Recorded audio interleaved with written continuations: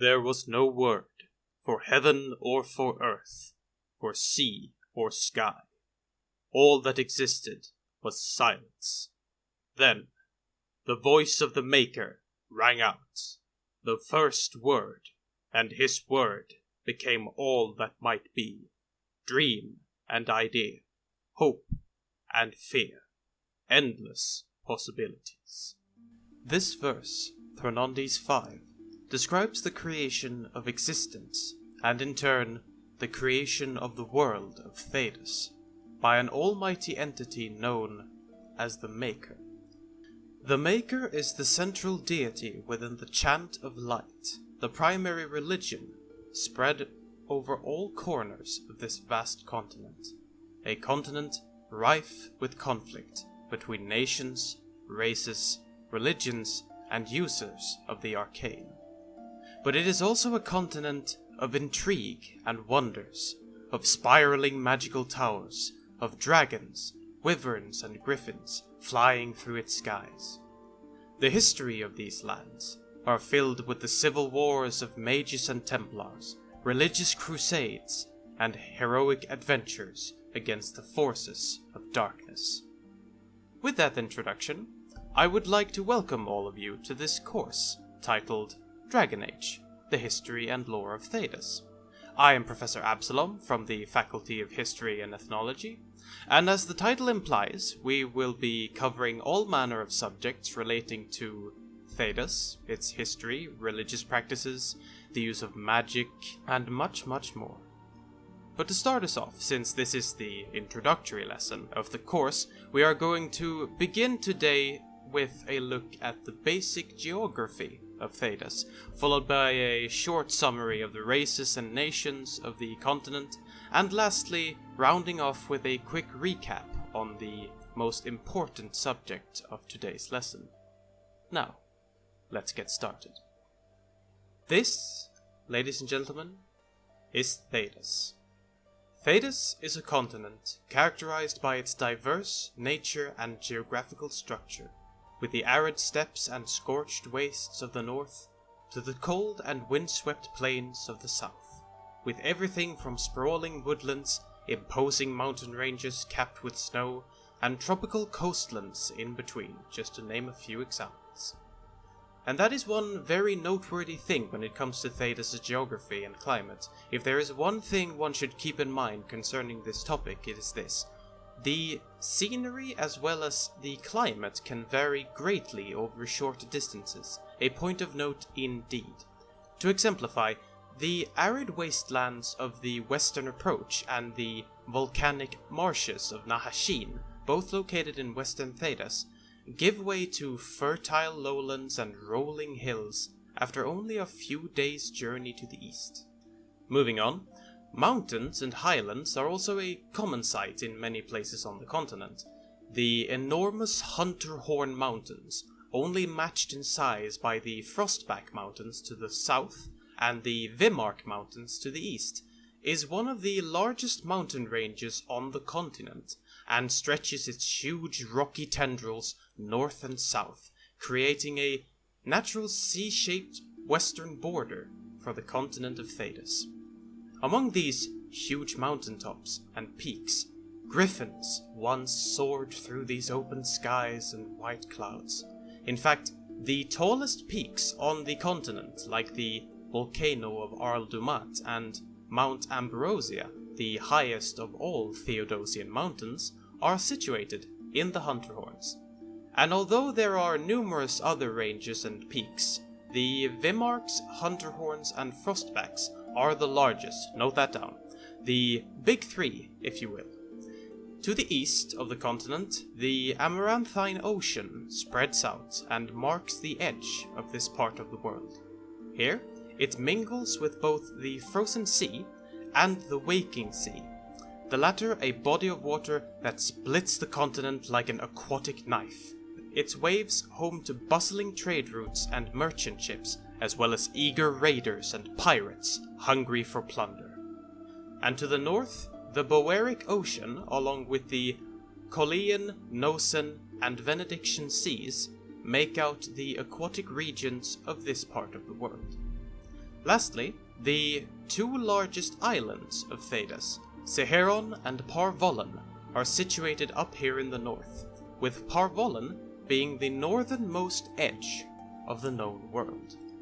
Now, an interesting thing to notice, considering the fact that the further north one travels, see the Anderfels, the hotter the climate gets, and the reversed is true when traveling south, this might suggest that Thedas lies on the southern hemisphere of this unnamed planet. This in turn might suggest that there is more to this world than meets the eye, not just beyond but also within the boundaries of Thedas, which by no means are a continent that has been fully explored. Just because most corners of the continent are populated and home to many different races and ethnicities, which I will get to in a short bit, does not mean that there aren't white spots on the map. Gloomy forests and hidden caves deep beneath the crust of the earth that few, if any, creatures have set foot in. Indeed, as the scholar Ferdinand Genetivi, an author you will get intimately acquainted with if you wish to pass this course, states in his work, In Pursuit of Knowledge, The Travels of a Chantry Scholar, in the chapter named Geography of Thedas, here concerning Thedas' southern border, quote, "What lies beyond the snowy wastes is a mystery. The freezing temperatures and barren land have kept even the most intrepid cartographers at bay. Similarly, the western reaches of the Anderfels have never been fully explored, even by the Anders themselves. We do not know if the dry steppes are shadowed by mountains, or if they extend all the way to a nameless sea." End quote. More on the subject of the continent's borders and what lies beyond later, for first, you must of course know the inhabitants of Thedas, and what sort of folk call these lands home. Speculations on what is beyond a place you barely know anything about yet is not very fruitful.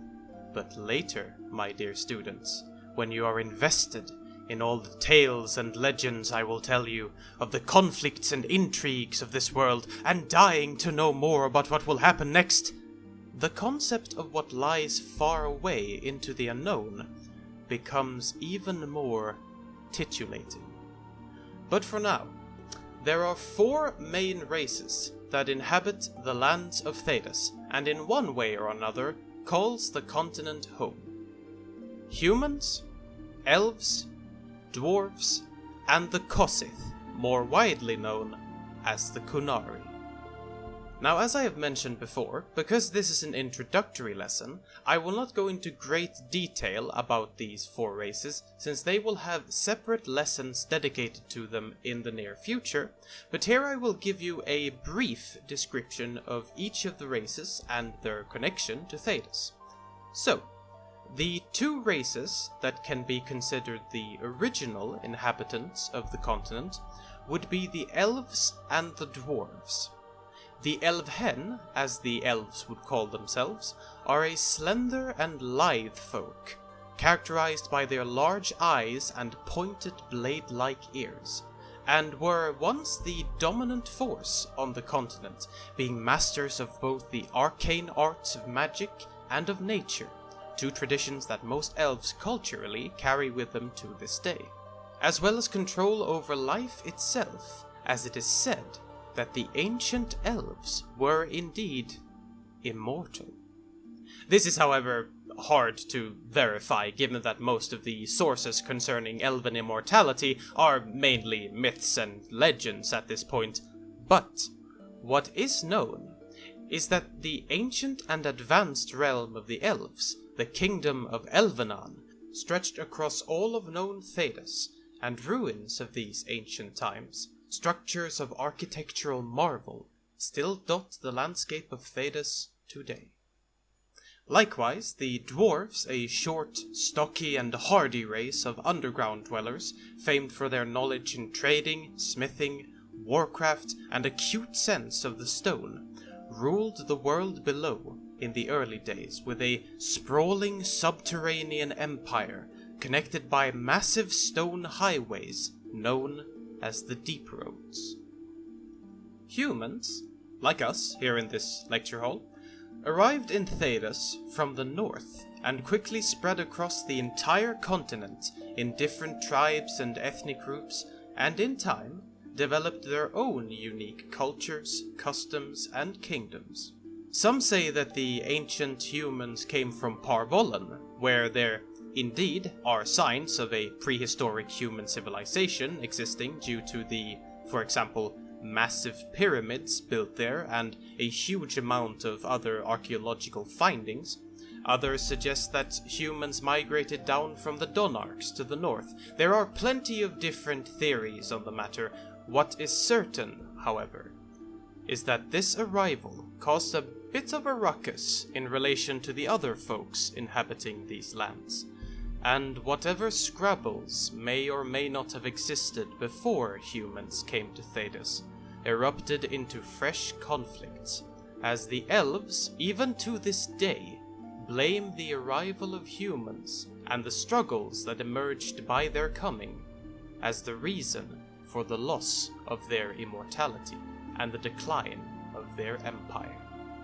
Many elves refer to the loss of their immortality as the quickening, and the cultural situation that formerly existed has now swung the other way entirely, and in modern Thedas, most elves, regrettably, are treated as second-class citizens and are oppressed in many of Thedas' now humanocentric nations. In worst cases, they are even enslaved. In contrast to this, there were no larger conflicts between humans and dwarves when the former arrived to the continent. Lastly, we have the Kossith, or Kunari as they are more commonly known, a race of tall and most often horned humanoids with earthy, metallic-colored skin, pointed ears, and white hair. The Kunari arrived in Thedas 300 years ago from an unknown homeland beyond the northern seas, and are the newest inhabitants of Thedas. They brought with them not only, in comparison to the rest of Thedas, impressive technologically advanced warships armed with powerful black powder weapons, but also their unshakable faith in an ideology known as the Qun, a legislative guide and philosophical doctrine emphasizing a disciplined, ordered, virtuous, and duty-bound society where the collective is everything and the individual is near non-existent in the eyes of the state. Since their arrival, many armed conflicts have erupted between the other inhabitants of Thedas and these horned giants, as the Kunari see conversion to the Qun as a benefit to all. But more often than not, since not all Theodosians want to accept this quite authoritarian belief willingly, they must be conquered by force and re-educated. For their own good, of course, according to the Kunari. Now that we have gone through the races, our next topic is the continent's nations. There are 8 major nations on the surface of Thedas, all of them majority human, with minorities of elves and dwarves living in each of them. These elves could be independent Dalish tribes or city elves living in alienages, while the many surface-living dwarves are often merchants and artisans. The nations are as follows. The Tevinter Imperium, where, side note, the word Thedas originally comes from. It is a word from the old Tevinter language called Tevin, and were a term used for all lands that laid beyond the ancient and vast Tevinter Imperium of old, until the word eventually became synonymous with the entire continent. So, yes, the Tevinter Imperium, the Anderfels, Nevara, the Free Marshes, Antiva, Ravain, Orlais, and last but not least, Ferelden. As with the different races, each nation will get their own in-depth lesson dedicated to it at a later point. Now, all of these nations, structurally, have some semblance of a sovereign state, with a specific form of governance and more or less firm nation borders, although such a thing as firm borders are overall an oxymoron in Thedas. The exception to this structure would be the Free Marshes, which is a conglomerate of self-governing independent city-states, unified by a common geographical area. Imagine the city-states of ancient Greece from our own world, but, with more dragons and less pederasty. Below ground, in the realm of the dwarves, the only 3 known strongholds left of the primordial dwarven empire that are still populated by dwarves are the Kingdom of Orzammar, situated below the Frostback Mountains on the border between Orlais and Ferelden, the Kingdom of Kal Shirok between the Hunterhorn Mountains, between Orlais and the Anderfels, and the only recently recaptured and recolonized Great Tig of Kal Hirol in Ferelden. Concerning the 2 larger islands of the north, Parvolen has been in the firm hands of the Kunari for 300 years now, and are basically their new home, but Seheron is a bit of a different story. Though officially under the control of the Kunari, the island has changed hands many times during the years between the Qun and Tevinter, and large swaths of the tropical island are still contested, with native rebels, Tevinter loyalists, and Kunari deserters fighting the occupiers and each other all at once.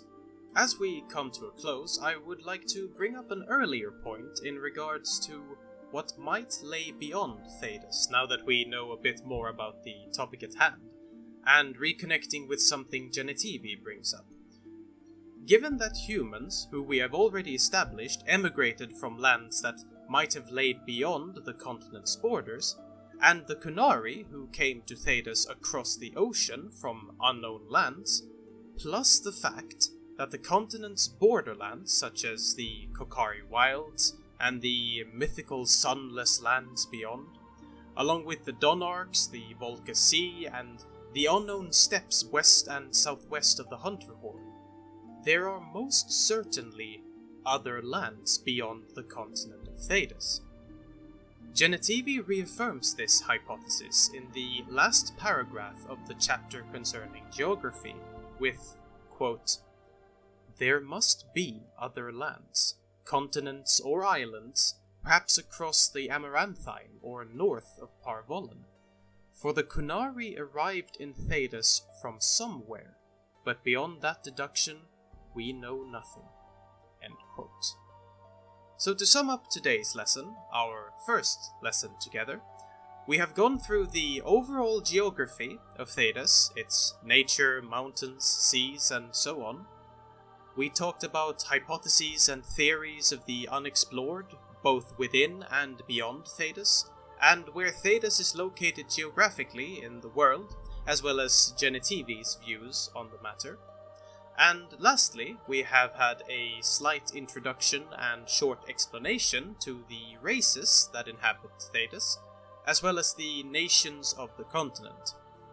That's all the time we have for today. Be sure to read Genetivi's chapter on Theodosian geography and the introductory chapters in the obligatory literature. Thank you very much for listening. I have been Professor Absalom, and I'll see you all in the next lesson.